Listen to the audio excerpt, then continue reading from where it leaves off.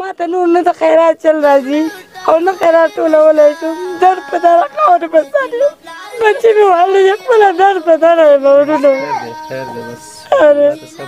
د دې زندګۍ نه د سپي ژوند مې دی د دې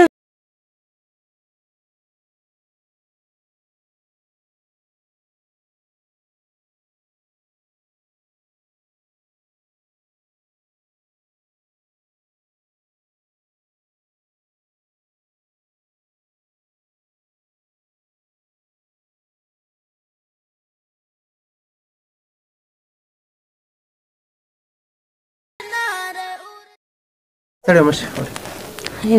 څه ناروغي ده وروره زمونږ یو دغه نه دی وروره در په دره ګرځو دا یو کال کېږي چې خاوند مې مړ دی د کوره په زندګۍ نه یم راوتلی نه مې خیرات چلې زده دی نه مې بل زده دی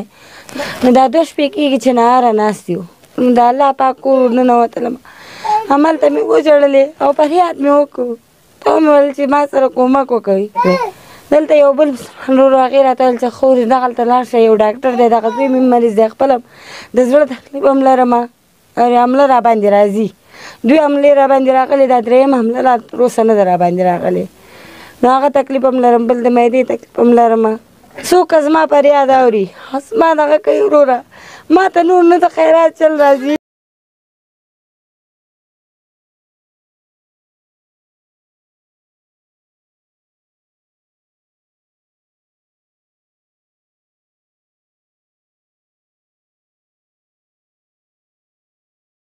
د دې زندګۍ نه د سپي ژوند مې دی د دې زندګۍ نه مرګ غواړم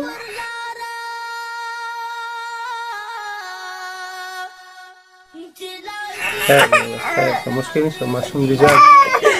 اوس څه شی کور کې دې څه نشته څه شی نه څه ته ضرورت لري څه ته ضرورت کور کې هېڅ شی نه لرم هېڅ شی اورې نور لرم نه لرم نه هېڅ شی نه لرم دا 3یمه میاشت ده چې د کور کرا راپسې ده کرا رانه غواړي زه چې شی وکړم زه سیاست دی د کوره نه یم راوتلې په زندګۍ وږي دي تږي دي وروره ګرځم در په دره نه ډوډۍ لرم نه بله لرم دا اوس ماښام اورې دا اوس چې دغلته ناست یو شپې راایسته وږي او تږي ناست دي ولا که زه دونه لرم چې زه دوی ته یا ډوډۍ واخ شی ورته دغه کړم ډوډۍ هم راوړه اوس چپس وکړې چې خوراکي شی الله پاک دې آباده لره دې کامیابه لره ورونو او انشاءالله خورې ته تشویش مه کوه دا یو څه به درته راوړو دا ماشومانو ته ورکړه او پاتې شوه د درملو دا خپل درته ادرس درکوو شمېره درکوو 3 ورځې بعد بس الله پاک کامیابه لره الله پاک خیاله راوړي ما سیاست سره ما بې وروره ما بې پلاره سره چې څوک دونه کومک کوي بېوسه بې خیر دی خیر سر څه به وشي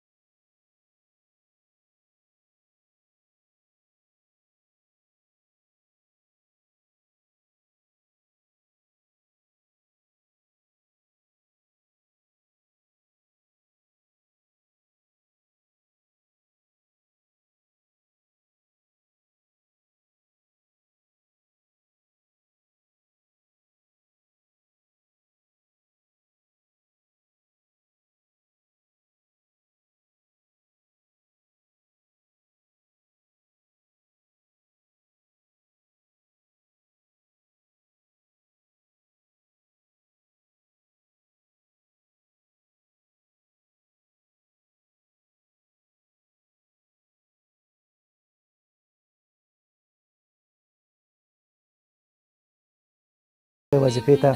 موږ ژمن یو. تر بلې خپرونې چې بیا ستاسو په خدمت کې زه حاضرېږم، تاسو په لوی صاحب تعالی سپارم. ته خدای په امان.